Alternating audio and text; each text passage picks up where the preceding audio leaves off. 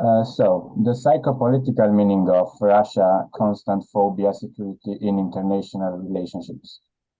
For the beginning, with the present paper intends to highlight the psychopolitical meaning of constant paradigm of phobia security that dominates and characterize Russia's main decisions and actions implemented in the external register.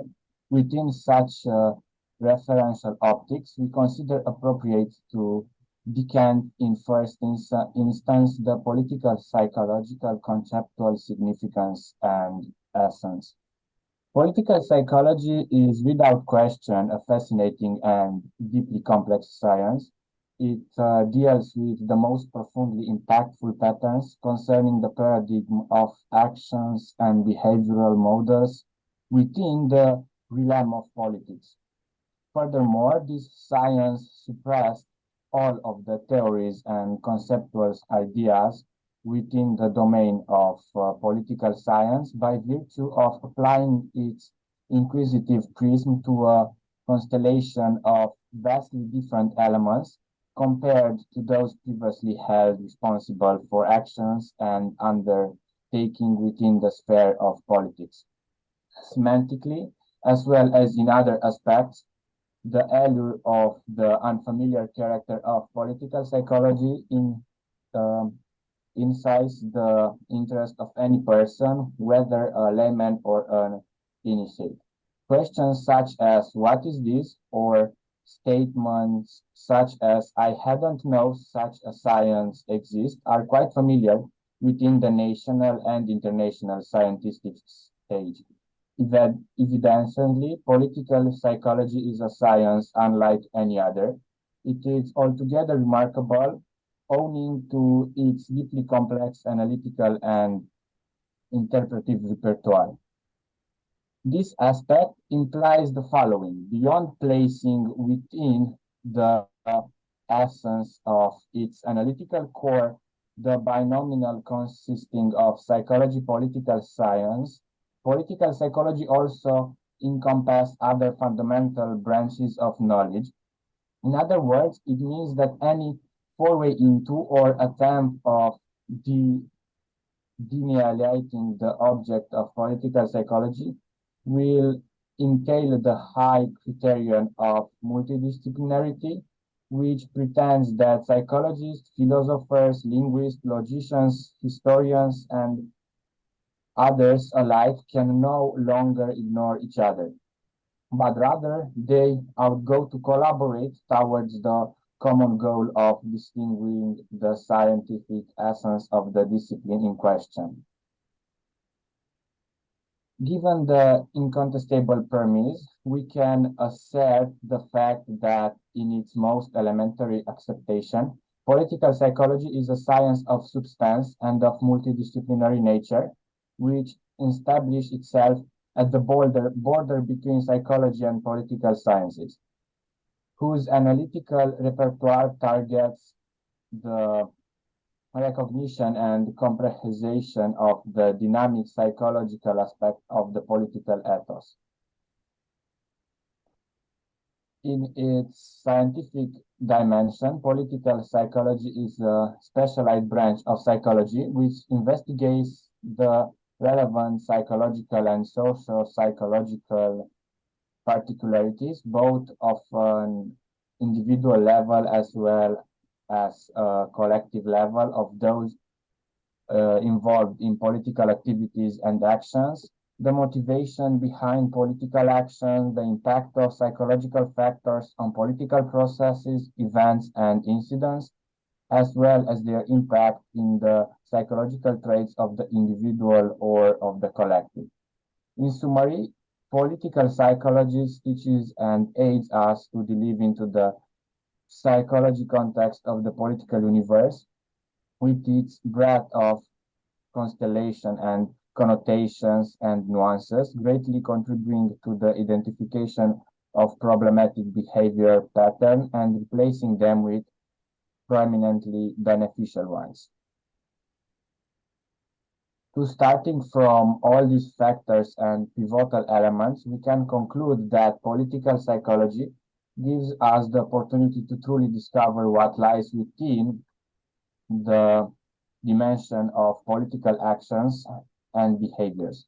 In other words, we can better understand that the root of apparent attitudes and actions undertaken by individuals within the sphere of politics does not constitute of rational arguments or predictable patterns of expression, but rather it is found within the range of personality traits and attitude, as well as within the individual's sum of values and personal beliefs.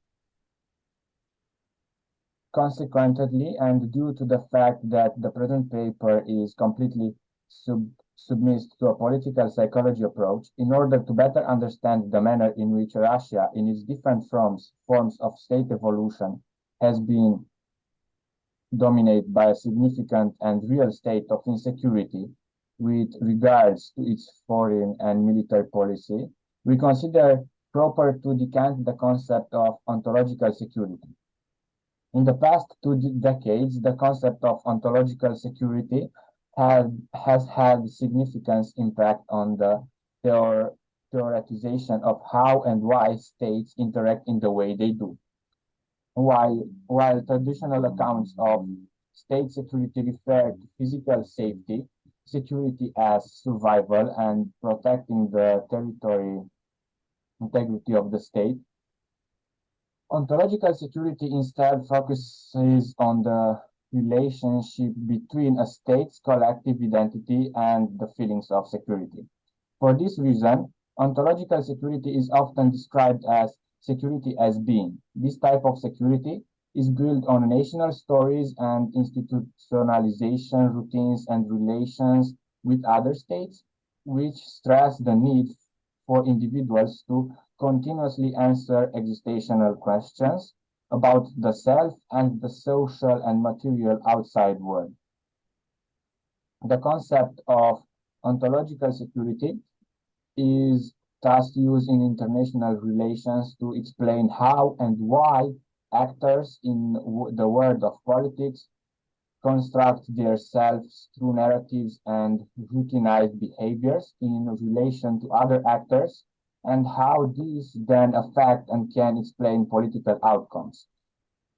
So, the Russia phobia derives from a state of heightened fear maintained over a long period of time.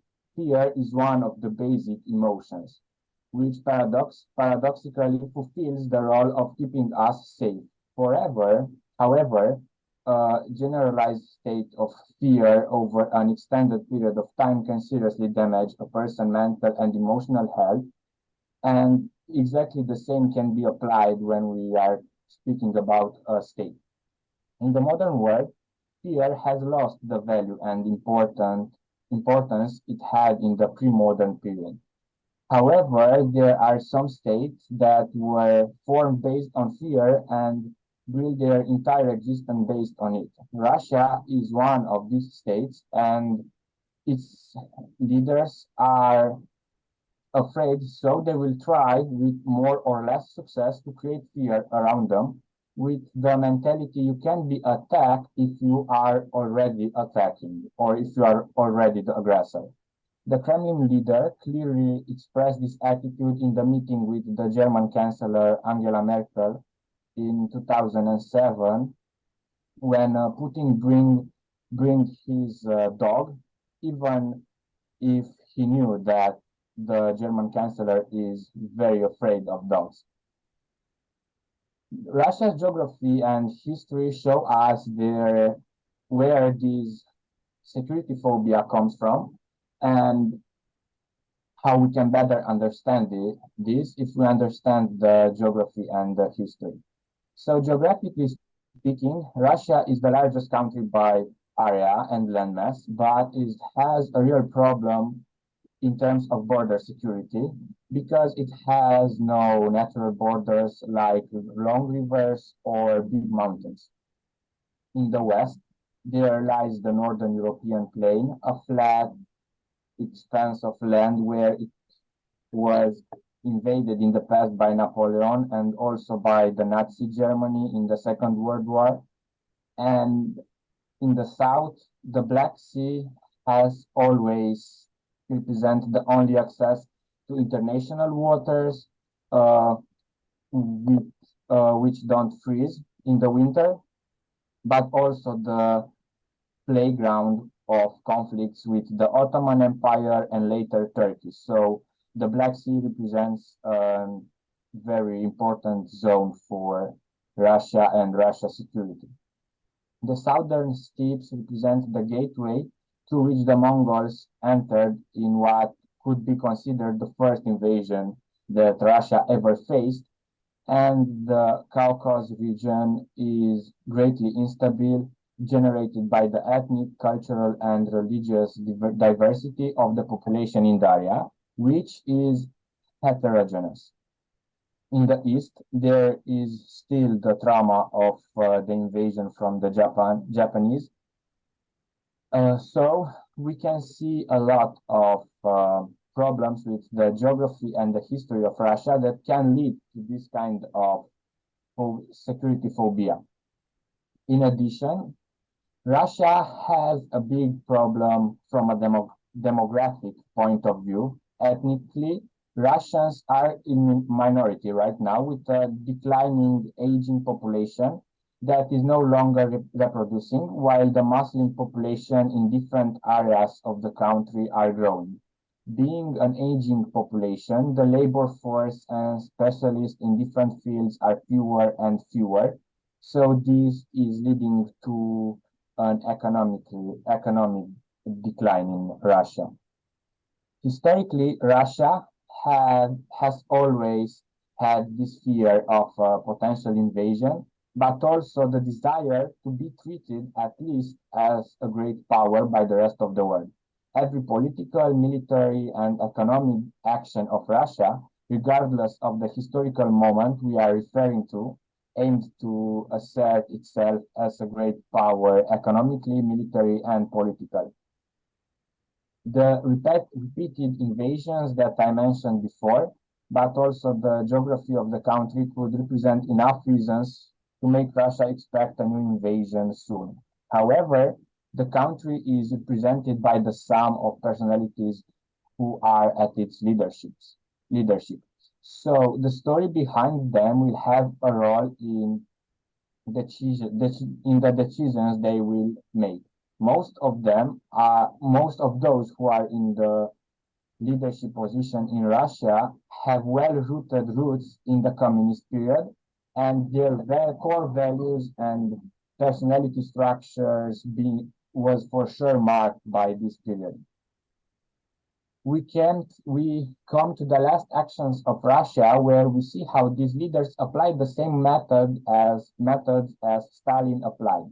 For example, after the Russo-Finnish War, Stalin immediately established a puppet government that was easy to control from Moscow, very similar to how Putin action in Donbass and Crimea in the past years. There were also moments when Russia did not feel welcome among the Western countries. Russia wanted to join NATO in 2000, but without going through the standard process of joining, which had to affirm the great power status desired by Russia. So Russia will continue to be captive in this security phobia, which will not let it to become the desired great power. However, it will continue to exist in one way or another and represent the main enemy of the United States and NATO, an enemy without which the existence of NATO would become more or less meaningless. And sorry for interrupting, Moldovan. Try to go to conclusions within 1 minute, if possible. Thanks. I just finished. That was the last sentence. Thank you.